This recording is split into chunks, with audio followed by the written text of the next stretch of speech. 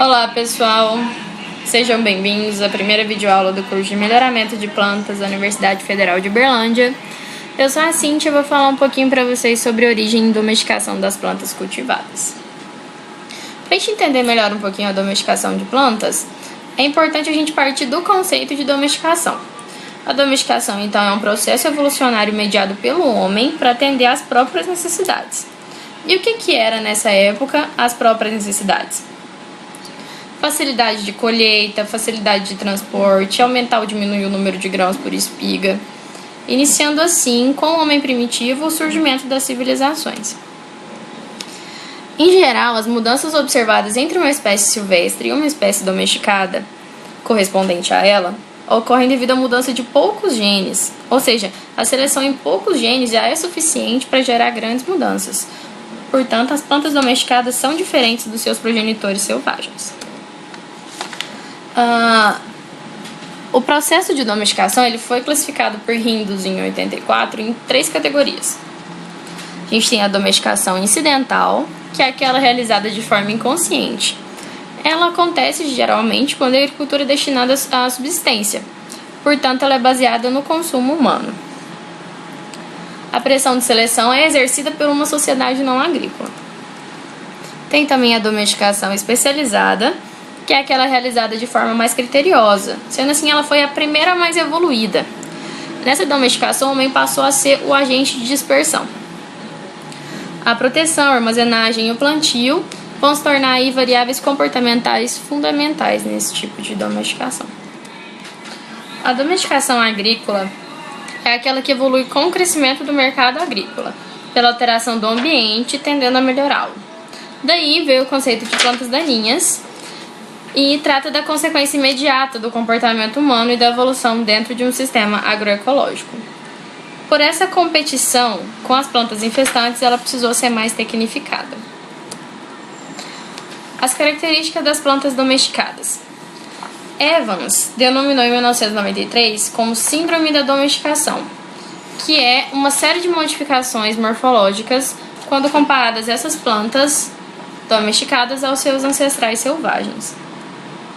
A supressão do mecanismo de dispersão de sementes é a principal característica das plantas domesticadas. Ela perde essa característica de dispersão de semente facilmente. A modificação de forma, como o caso a alometria, que é o encurtamento dos nós gerando estruturas mais compactas, como a beterraba, por exemplo. Temos também a Brassica oleracea, que ela pode ser o brócolis, couve-flor ou couve de Bruxelas, tudo tendo o mesmo nome científico, a mesma espécie. E a condensação é quando a gente condensa tudo numa estrutura só, ou no caso a estrutura reprodutiva, que é o milho. A germinação mais rápida e uniforme reduz a competição. E essa característica também veio associada com a perda do estímulo luminoso, que algumas espécies elas dependem da luz para elas poderem germinar.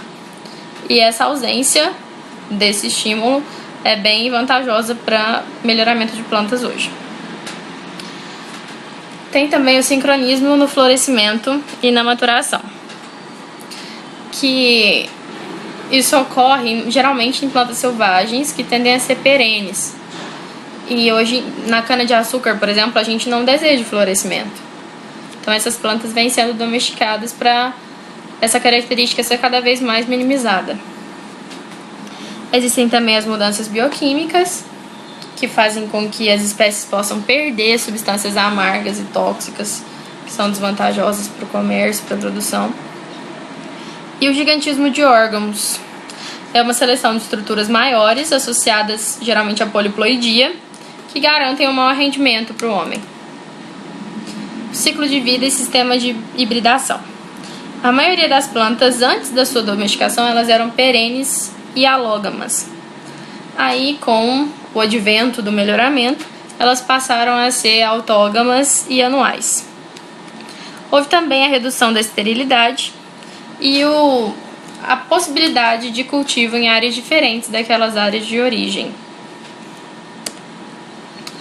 Como exemplo aqui, a gente tem o milho, que tem como espécie ancestral o teocinto, E a gente pode ver na figura que quando a gente compara os dois, a gente observa que o milho apresenta um crescimento mais compacto e uma maior dificuldade na dispersão natural.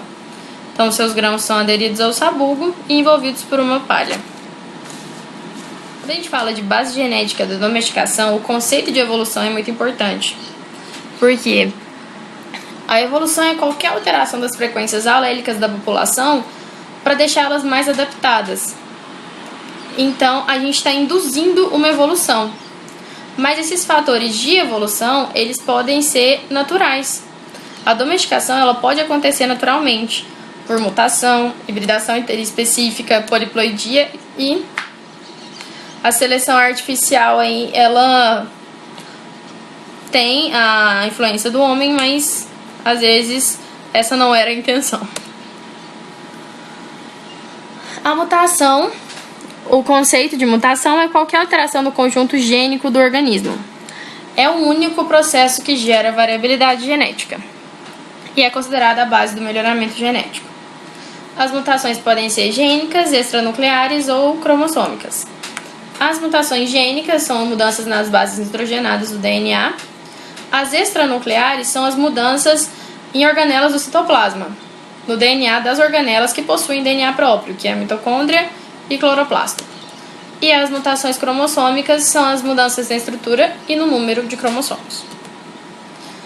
Quanto à origem da mutação, ela pode ser espontânea ou induzida. As mutações espontâneas geralmente estão associadas a características desvantajosas, mas elas ocorrem em menor frequência e é um processo aleatório. Tem uma exceção, que é no caso do arroz, que havia degrana no arroz. Os grãos caíam e aconteceu espontaneamente de haver essa mutação e o grão pode ficar aderido hoje.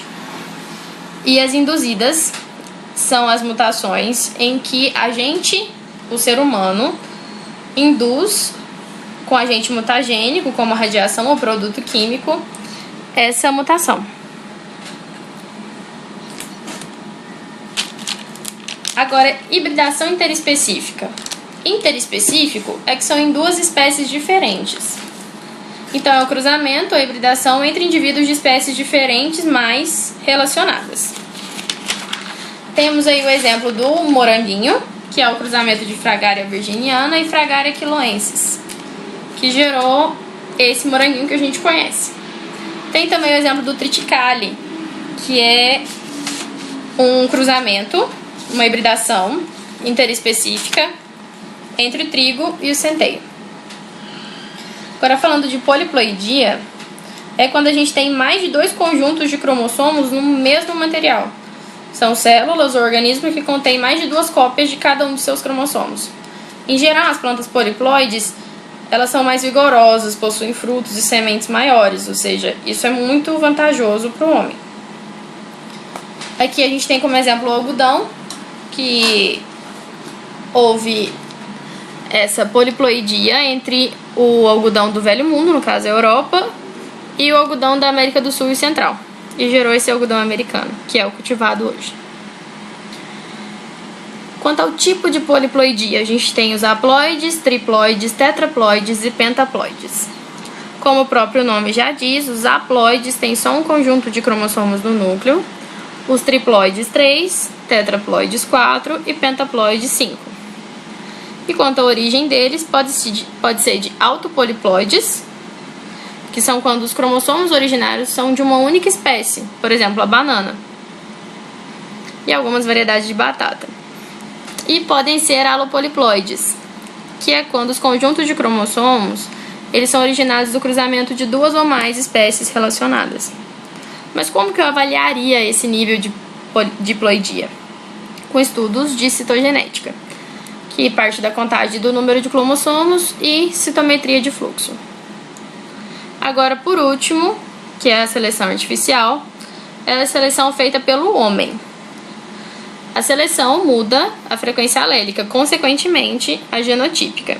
A gente tinha falado mais para trás dos fatores que influenciam naturalmente.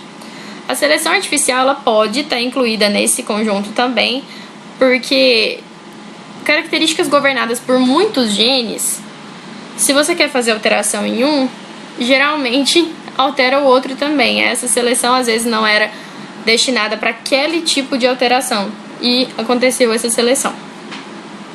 A natureza e o homem não buscam os mesmos fenótipos. Genótipo, a interação genótipo-ambiente é muito importante. Muitas vezes as características desejadas pelo homem não são favorecidas pela natureza. Por isso a gente tem que selecionar artificialmente. O homem seleciona indivíduos portadores de características agronômicas desejáveis. E, naturalmente, a seleção natural ocorre a seleção de indivíduos mais adaptados. Então, um indivíduo deixa mais descendente que o outro, então este sendo mais adaptado, mas geralmente as características agronômicas não são as mesmas naturais. Voltando à domesticação. Quanto tempo eu gasto para a domesticação de uma espécie? Aquela resposta clássica do agrônomo, depende, mas varia de 20 a 100 anos. E qual o futuro da domesticação? O futuro da domesticação objetiva um pacote domesticado que um homem moderno precisa conservar as identidades dos modificados pelos ancestrais. Mas as metas são entender as dificuldades das domesticações de novas espécies, porque a gente precisa garantir a sobrevivência humana. As metodologias para o estudo de domesticação são os marcadores moleculares, a análise de distância genética, a filogenia e a citologia e análises mendelianas. Mais pra frente a gente vai entrar mais detalhadamente nesses processos. E é isso, pessoal. Muito obrigada. E qualquer dúvida, só procurar o pessoal do Prossiga nos horários que a gente vai fornecer para vocês. E é isso. Obrigada.